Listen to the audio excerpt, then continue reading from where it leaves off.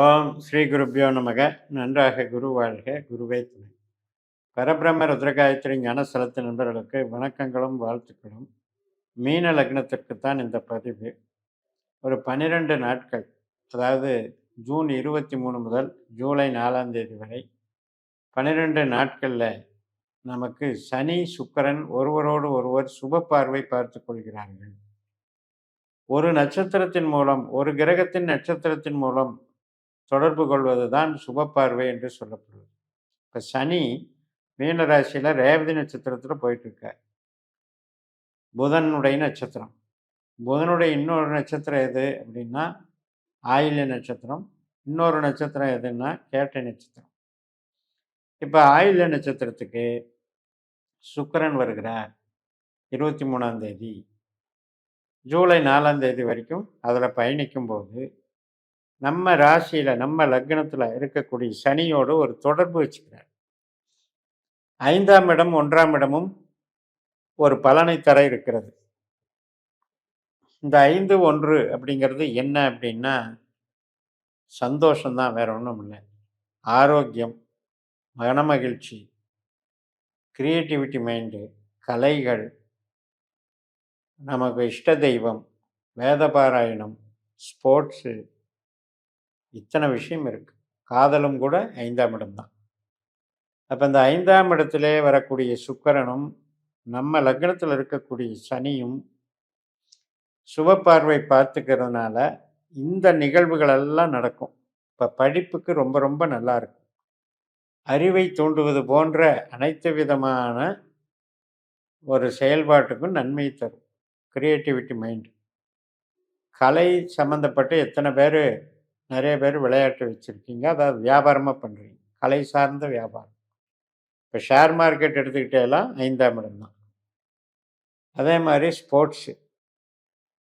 ஸ்போர்ட்ஸில் உத்வேகம் பிறக்கும். இந்த சமயத்தில் கரெக்டாக அந்த மேட்ச்சு செட் ஆகும்போது நமக்கு ரொம்ப பலமாக கொடுக்கும், உற்சாகத்தை கொடுக்கும். அது மட்டுமல்ல, 5ஆம் இடம் இன்பம், மகிழ்ச்சி என்பது ஒரு பொழுதுபோக்காக கூட நடக்கும். ஒரு 12 நாட்டில் வருஷம் பூரா வேலை செய்கிறோம். ஒரு வாரம் போய் 10 நாள் இருந்துட்டு வருவோம். எங்கேயாவது ஒரு ரிலாக்ஸேஷன் வேணும், ஒரு என்ஜாய்மெண்ட் வேணும், ஒரு என்டர்டெயின்மெண்ட் வேணும், அதுக்காக செலவிடுவது.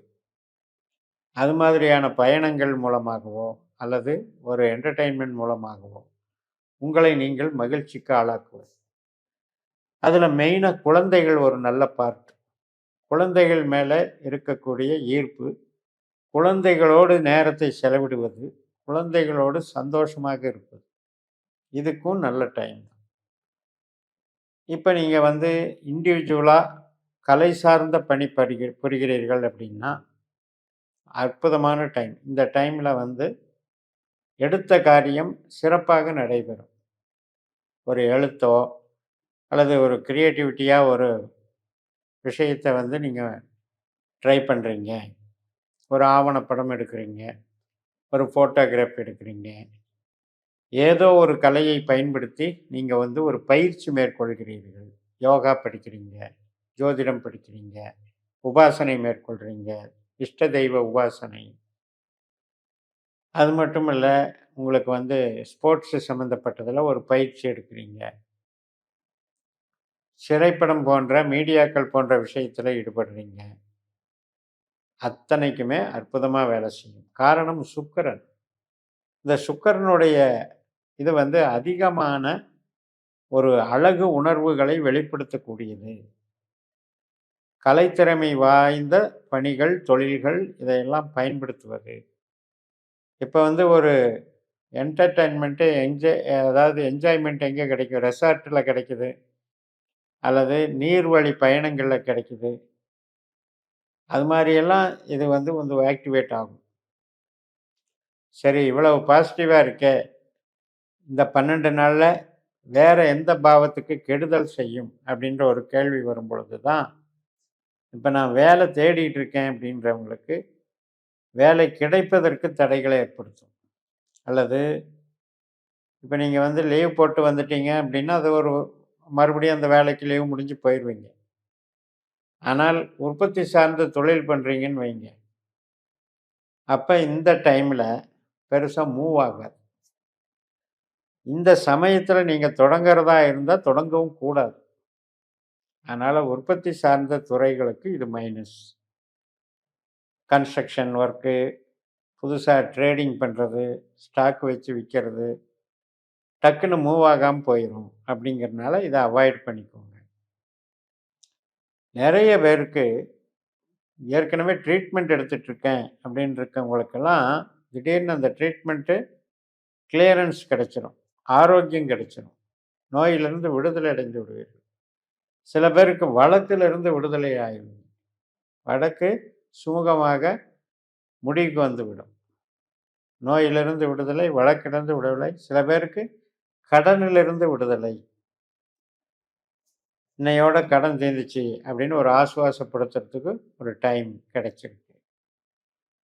ஸோ இப்படி இந்த 12 நாட்களை நீங்கள் அந்த பாவ ரீதியாக உங்கள் ஜாதகத்தில் சனி மற்றும் சுக்கரனுடைய திசாபுத்தி அந்தர சூட்சுமம் நடந்ததுன்னா இந்த நிகழ்வுகளுக்கு ரொம்ப ரொம்ப சாதகமாக இருக்கும்.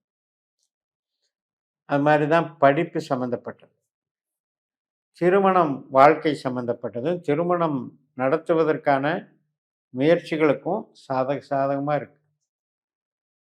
அதே இஷ்ட திருமணம், விருப்பப்பட்ட நபரையே திருமணம் செஞ்சுக்கிறேங்க, அதுக்கும் ஒரு சாதகத்துக்கு. அதனால் திருமண விஷயத்துக்கு மிக மிக அற்புதமாக வேலை செய்யும்.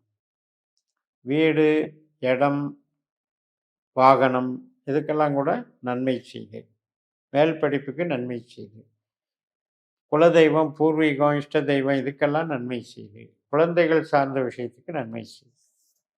ஒரே ஒரு விஷயம் என்ன அப்படின்னா, உற்பத்தி சார்ந்த விஷயத்துக்கு தீமை செய்யுது. அந்த டைமில் சேல்ஸ் ஆகாது, அந்த டைமில் உற்பத்திக்கு சாதகமாக இல்லை. அதே மாதிரி ஒரு ப்ரொமோஷன் எதிர்பார்த்துட்ருக்கேன் அப்படின்னா அது கொஞ்சம் தடை பண்ணிடும் இந்த 12 நாள். அது நம்ம இந்த தேதியில் வரும்னு நினச்சிருந்தா ஏன் வரல அப்படின்னு பார்த்தா இந்த மாதிரியான ஒரு கோச்சார வீக்னஸ் அங்கே தெரியும், தடைகள். இதுக்கு சுருக்கமாக என்ன சொல்லணும் அப்படின்னா, பொருளாதாரம், பொருள் சார்ந்த விஷயங்கள், அந்தஸ்து கௌரவம் சார்ந்த, பதவி ப்ரொமோஷன் சார்ந்த விஷயங்களுக்கு இது ஒரு முட்டுக்கட்டை போடுகிறது இந்த கிரக அடைவு.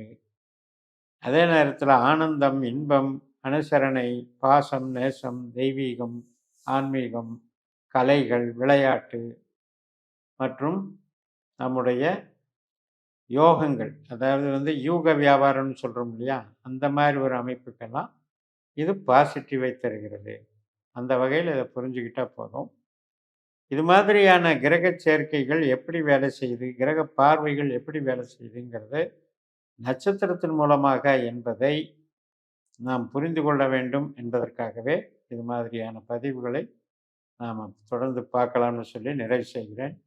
இந்த சேனலை சப்ஸ்கிரைப் பண்ணி ஷேர் பண்ணுங்கள். உங்கள் தனிப்பட்ட ஜாதக பலாபலன்களை என்னுடைய வாட்ஸ்அப் நம்பரில் தொடர்பு கொண்டு பலன் பெறுங்கள். உங்களிடமிருந்து விடைபெறுகிறேன். உங்கள் ஜெயம்எஸ். நன்றி, வணக்கம்.